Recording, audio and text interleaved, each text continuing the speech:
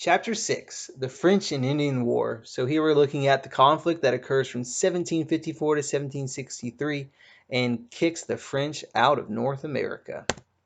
So here's a map of what the world looked like, as well, the world being North America. And you see on the east coast the British, and then everywhere to the west and north is the French, with the Spanish holding Central America and Florida. So when the French come over, they were also delayed, much like the British, by several domestic issues and wars that they were going through. Catholics were also persecuting the French Huguenots, and that leads to a lot of struggles and wars amongst themselves. Eventually, the Edict of Nantes, it gives limited toleration to Protestants just as Louis XIV's reign begins. So they finally settled Quebec in 1608 as the capital of New France. From the very beginning, they are friendly with the Native Americans. They mingle with them, they trade with them, they intermarry with them, they travel with them, they trade with them. The French are very friendly to the Native Americans, and what a difference that is between them and England. Unfortunately for the French here living in America, they did not have the same type of government. The government of New France was the complete opposite. It was directly controlled by the king. It was completely autocratic, no legislative assemblies, no representation, and also no trial by jury. So although you could say they have one positive difference in how they treated Native Americans, they're quite different in how their government was structured here in the New World. As New France develops, it grows quite slowly. You can see by the 1750s, whereas America was already over a few million people, New France is only about 60,000 people. There was no refuge for French Protestants, so not the religious freedom we saw in America that brought so many over. Landowning peasants were also non-existent. They mostly focused on the West Indies because that's where the sugar trade was. The one reason why there was anybody here from France coming over, economically speaking, was the beaver fur trade. So looking at this map, you see all the little red dots, and it's amazing that by 1760, the French had already explored nearly all the way to the Pacific coast. Those red dots are trading posts where they had established a trading relationship with Native American tribes in the area. So clearly the French had explored and spread themselves across our continent. So one similarity here is economically, they shared the drive to make money, and that's what led to settlement, just like in the southern colonies of the British colonies. The French also recruit Indians to join the fur trade. This brings competition, and unfortunately for Native Americans, although they were friendly with the French, it does bring about disease and, even worse, over time, alcohol, which will poison and ravage many of their cultures. When we talk about Pontiac later, one of the things he rejected was the reliance that many Indians had developed on alcohol. Then you also have the religious aspect of their settlement and exploration, with Jesuit priests who were Catholic missionaries exploring with these fur traders. They create maps while also attempting to convert Indians. So there's another similarity and difference. They're here spreading their religion to Native Americans and spreading their faith, but they are primarily Catholic and not Protestant like the English were. So many other explorers come, including Cadillac and Robert de La Salle, who floats down the Mississippi, establishes Louisiana. The French, in order to hold on to all these things, create a chain of forts along the Mississippi River to protect Mississippi and Louisiana and to connect to their land to the north in Canada. Which now brings us to, again, this is what the map looked like when war breaks out. So we have a clash of empires. The British and French had struggled for a long time over the colony-based areas, so several wars were fought, and you can see almost all of them are named directly after the monarchs who were ruling at the time. You have King William's War, who was King of England. You have Queen Anne, Queen of England, and then you have King George's War. Only George the First is the one who doesn't have a war between themselves and the French. All the others do. So what was war usually fought over? Well, you have wars over Indian attacks and wars over trade. But in 1713, there is a temporary peace signed between the European nations, giving Britain French Acadia, Newfoundland, and Hudson Bay. The American colonies, meanwhile, enjoyed decades of salutary neglect during this.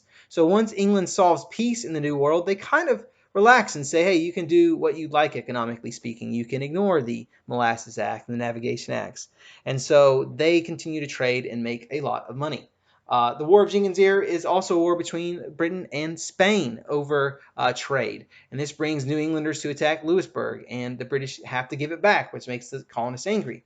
But the whole point of this is trade and economics are leading to more and more warfare over the colonies and the economic prosperity of the area between European powers. So what leads to the big conflict known as the French and Indian War here in America and the 7 Years' War back in Europe? Well, the Ohio River Valley became the critical point of conflict. As you can see, whoops, wrong way. As you can see on this map, the Ohio River Valley is to the west of the British settlement. And while the main cities of the French settlements are Quebec, Montreal, Detroit, and then down Louisiana, there wasn't much in between there. So both sides wanted to expand control into that Ohio River Valley. So as they both reach for that area, we have conflict created. The British wanted to expand to the west. The French wanted to expand to the south to link all their holdings together.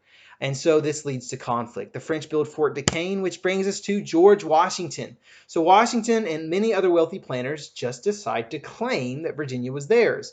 They say that a treaty gave them the entire Ohio River Valley. So Washington travels out there in 1753 and delivers a letter that says, "This land is ours."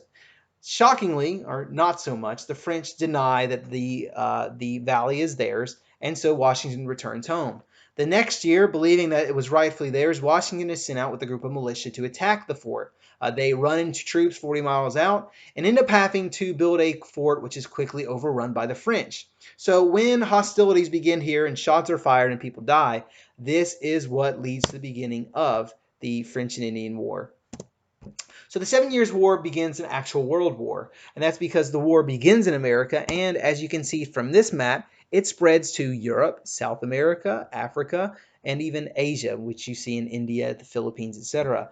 And so this becomes a world war. Something that started in the Ohio River Valley is fought around the world. In 1754, the British called together a colonial congress on how they should handle the Iroquois loyalty and how they can protect themselves from the French. So Benjamin Franklin steps forward and presents a plan called the Albany Plan of Union. What he says is, why don't all 13 colonies join together?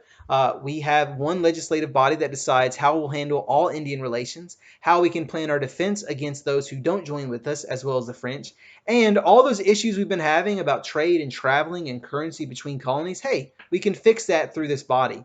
Now, this plan is actually rejected by the colonies and the British. The colonies rejected because they believed that would be giving up independence. And the funny thing is Britain thought the opposite, that it would give too much freedom, allowing this extra body of legislation to form inside their own colonies. So the important thing about the Albany Plan of Union isn't really that it existed or that it went into existence because it was rejected, but the truth of it is, it's the very first attempt at colonial unity. This is the first time we see the colonies united, or at least an attempt to unite the colonies in a singular cause. So, this brings us to the actual war. It does not start well for the British. They send over a general named Edward Braddock, who marches into Virginia with 2,000 British soldiers, marches on Fort Duquesne, and he refuses to listen to his militia companions. So General Washington, or future General Washington, accompanies Braddock and helps lead him to Fort Duquesne. Braddock, however, does not respect him, does not listen to him, says we don't need Indian scouts, says we will march in our bright red uniforms in these woods, we will march in straight lines. He did not know how warfare was fought here in America, but he refused to adapt. So because of his arrogance, when he is ambushed at the Battle of Monongahela, he pays with his life, but also the British army is slaughtered.